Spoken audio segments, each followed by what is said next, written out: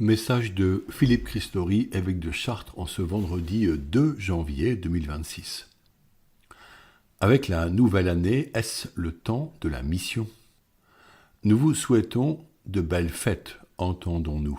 Certains se refusent à prononcer ce mot Noël, par exemple dans les écoles publiques, où ce serait faire acte de prosélytisme.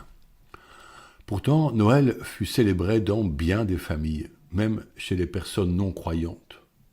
Ce mot Noël réveille le souvenir des fêtes familiales avec nos aïeux, des messes de minuit, des chocolats chauds accompagnés par les kramiques, célèbres brioches du nord de la France, des cadeaux au pied du sapin que les enfants découvraient au petit jour le 25 décembre.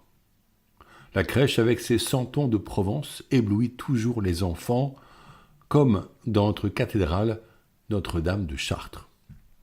Une nouvelle année s'ouvre. Personnellement, je suis toujours impressionné d'entrer dans une année supplémentaire.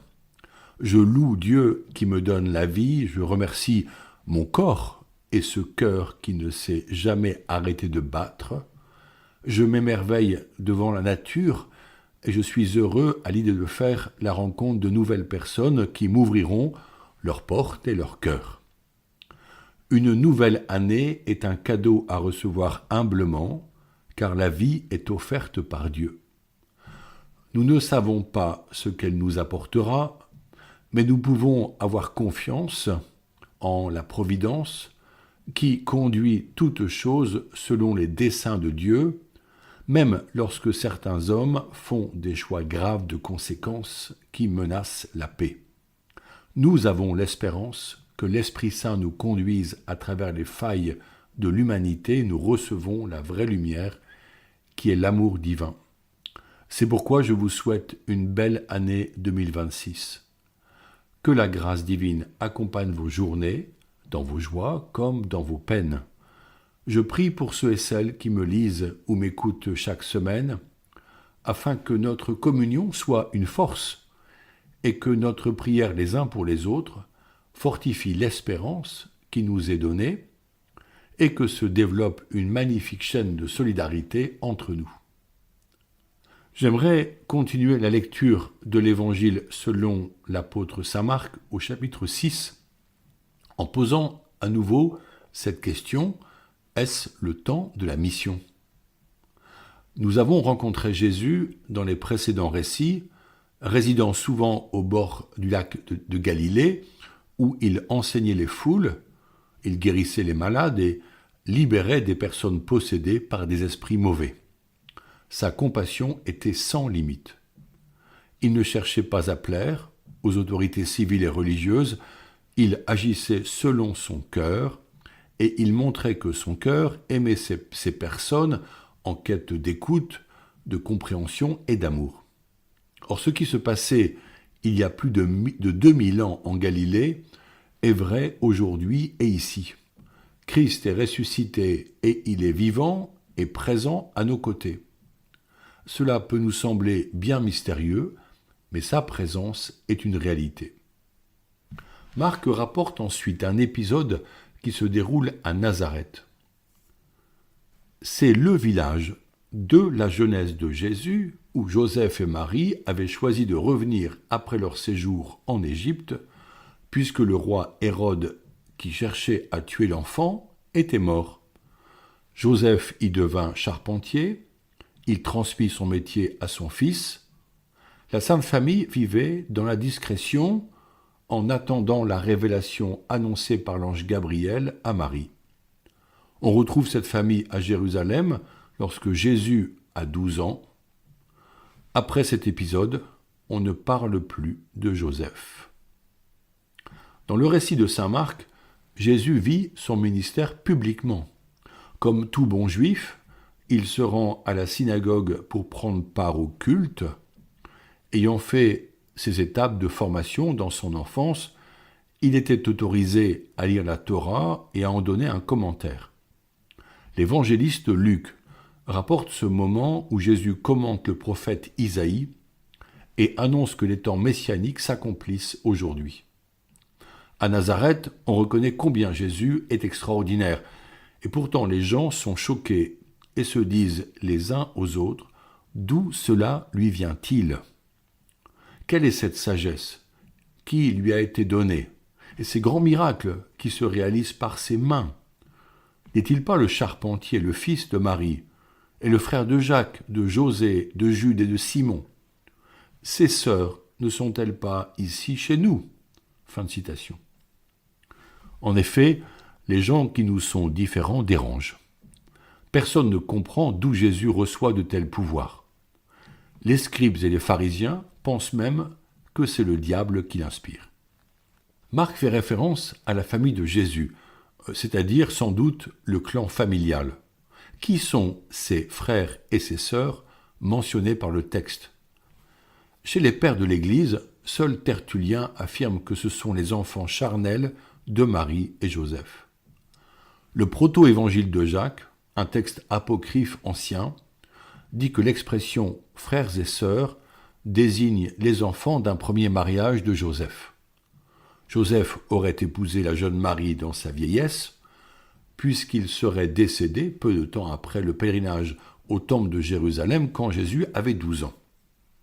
Pourtant, la conviction la plus répandue est que ceux qui sont appelés ses frères et ses sœurs sont des cousins au sens large du terme, ainsi que l'on s'appelle les uns les autres dans l'Église aujourd'hui avec ces mêmes termes, mettant en valeur l'Église comme une famille de croyants chrétiens. Saint Jérôme, qui lisait la Bible en latin, en grec et en hébreu, remarque d'ailleurs que le mot cousin n'existe pas en hébreu et que l'on utilise couramment les termes frères et sœurs pour désigner les proches parents. Pour appuyer cette thèse, on trouve dans la Bible quelques faits. Lot, qui est le neveu d'Abraham, est désigné comme étant son frère. Et Laban appelle son oncle Jacob frère. Aujourd'hui, la foi catholique enseigne que Marie est demeurée vierge pendant et après la naissance de Jésus. Ainsi, Marie et Joseph n'eurent pas d'autres enfants. Jésus, vrai Dieu et vrai homme, a parfaitement comblé leur parentalité, pour utiliser un terme contemporain. Marc note que Jésus s'étonnait du peu de foi de ses contemporains. Il n'est pas aisé d'être prophète dans sa propre famille ou dans son clan. L'évangéliste Matthieu, qui vécut avec Jésus, remarque qu'il ne fit pas beaucoup de miracles à cet endroit-là à cause de leur manque de foi. C'est d'ailleurs un reproche fréquent que Jésus adresse aux apôtres, ainsi que le rapporte saint Luc. Si vous aviez de la foi, gros comme une graine de moutarde, vous auriez dit à l'arbre que voici, déracine-toi et va te planter dans la mer. Et il vous aurait obéi. Fin de citation. C'est la raison pour laquelle nous pouvons entretenir la foi reçue à notre baptême comme une grâce précieuse. Comment faire? En posant des actes de foi, d'amour et d'espérance. Nous pouvons reprendre la phrase donnée par Jésus à sainte Faustine, à qui il apparut en Pologne au XXe siècle. « Jésus, j'ai confiance en toi. » En vivant cette succession d'actes de foi, nous en verrons les fruits et notre foi sera affermie. Marc relate ensuite que Jésus les envoya en mission. Vous rappelez-vous qu'il a dit être venu pour les brebis perdues? On peut être frappé par le fait que Jésus envoie ses disciples en mission, alors qu'ils ne sont pas très fermes dans leurs convictions, que la passion et la résurrection n'ont pas encore eu lieu, qu'ils n'ont pas reçu la puissance de l'Esprit qui sera donnée lors de la fête de la Pentecôte. Est-ce le temps propice pour la mission? Pour Jésus, oui. C'est pourquoi, obéissant à sa parole, ils partent deux par deux. Jésus leur prescrit de partir sans rien prendre, ni bâton, ni pain, ni sac, ni monnaie, ni tunique de rechange. D'accueillir l'hospitalité qui leur sera offerte, mais de repartir en secouant la poussière de leurs pieds si on les rejette. Ne rien avoir avec soi peut faire peur, mais indéniablement, cela donne une grande liberté qui invite à tout attendre de la générosité des personnes rencontrées, avec cependant le risque de dormir sous un porche, le ventre vide. La finale de cette mission chez saint Marc est brève et mérite d'être complétée par les récits parallèles. Marc se contente de dire qu'ils expulsaient beaucoup de démons, faisaient des onctions d'huile à de nombreux malades et les guérissaient. Cela est déjà formidable et l'on aimerait faire la même expérience. Mais Luc ajoute que les 72 disciples revinrent tous joyeux. Ceux qui évangélisent, souvent 2 à 2, ce n'est pas réservé aux témoins de Jéhovah. En annonçant le kérim, expérimente cette joie. Certes, nous risquons de ne pas être accueillis, mais lorsque nous le sommes et pouvons partager notre foi, nous connaissons une joie profonde. Marc précise que les apôtres faisaient des onctions d'huile à de nombreux malades, geste dont parlera aussi saint Jacques dans son épître et qui est le fondement du sacrement des malades. L'onction d'huile est un geste de culte qui donne à expérimenter la force de la grâce divine, surtout pour ceux et celles qui sont malades sans espoir d'une rémission. Concluons avec une attention particulière à l'invitation faite par les apôtres dans la mission. Ils proclamèrent qu'il fallait se convertir. Nous avons vu que la joie est le fruit du témoignage missionnaire.